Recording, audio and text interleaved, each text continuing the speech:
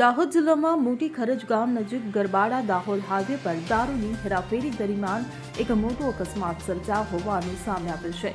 આ ઘટનામાં વહેલી સવારે દારૂનો જથ્થો ભરેલી એક પિકઅપ ગાડી દાહોદ તરફ આવી રહી હતી ત્યારે ચાલકે સ્ટીયરિંગ પરનો કાબુ ગુમાવતા ગાડી પલટી ખાઈ ગઈ હતી। ત્યારે અકસ્માતને કારણે ગાડીમાં રહેલો ભારતીય બનાવટનો દારૂનો સમગ્ર જથ્થો હાઈવે પર વેરવિખેર થઈ ગયો હતો।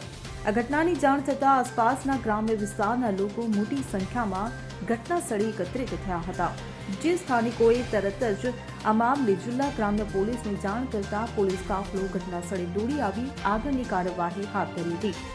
ઉલ્લેખનીય છે કે ગુજરાતમાં દારૂબંધી હોવા છતાં બુટલેગરો દ્વારા આવા અંતરિયાળ માર્ગોનો ઉપયોગ કરી દારૂની હેરાફેરી કરવામાં આવે છે, જે રાજ્યની કાયદા વ્યવસ્થા માટે એક મોટો પડકાર બની રહ્યો છે।